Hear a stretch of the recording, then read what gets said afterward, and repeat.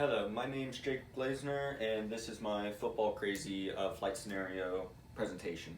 So, me and two other friends are flying from Minneapolis down to Dallas, and one of them is very, very ready to go fly and wants to know everything about the flight, and one of them's timid and really doesn't, they're nervous about the flight because they don't like flying. But basically, these are just a couple of rules that I follow whenever doing the pre flight through the flight. These are a couple of rules that I follow when going on a cross country, especially with passengers. So, safety rule number one, respect the aircraft's limitations. Don't go over the flap extended speeds, don't go over the do not exceed speeds. Like, just respect what the manufacturer put in the limitations for this aircraft because you don't want to structurally damage the aircraft by chance, and then that makes it a whole hazard of a flight because you wanted to go a little bit faster than you were supposed to.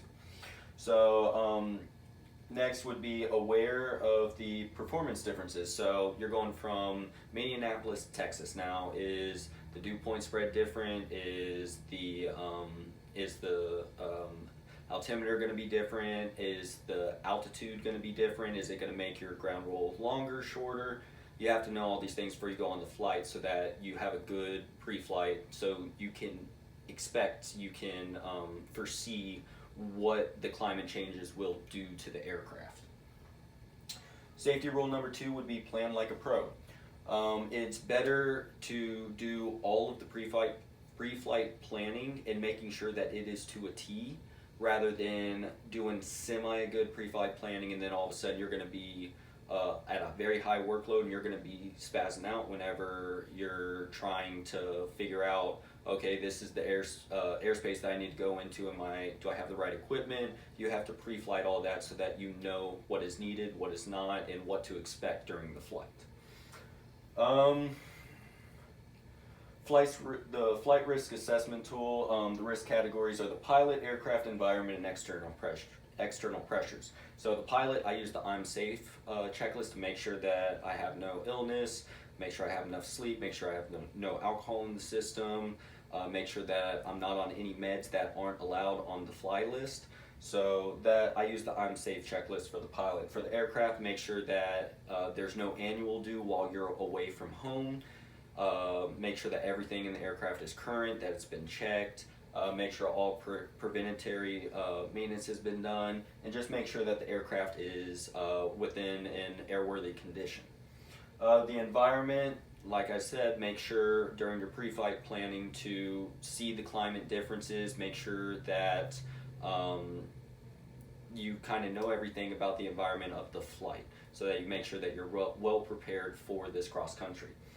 External pressures. Now, we are leaving for a Dallas Cowboys game, and we need to get there so that we can watch the game. Well, that can be a pressure, and that can make the pilot want to go on the flight more, which, if there's bad weather in the way, that's going to be putting the flight at risk because you had those external pressures say, hey, let's go to the football game, whenever you could have just said, okay, we're going to have to cancel the flight. If we want to go another day to another game, then we can go do that because I don't want to risk this flight just because I want to get there. For the safety rule number three, the pilot needs to cut themselves some slack.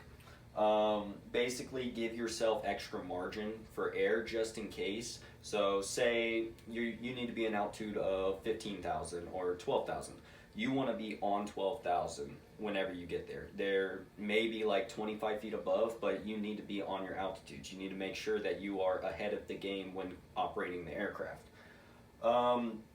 Say we get halfway through the flight and we lose an engine. That is 80% performance gone from the engine, and now that other engine is only there to give you a little bit more time to find an airport and land. So whenever you're doing your pre-flight, you need to make sure that you have alternates all throughout the flight so you know that if something happens at this point, where am I going to go? What's going to be the safest option? Now, another section of Rule 3 is always fly with your personal minimums.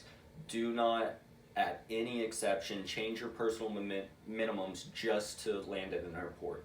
You never want to change your personal minimums once they're set.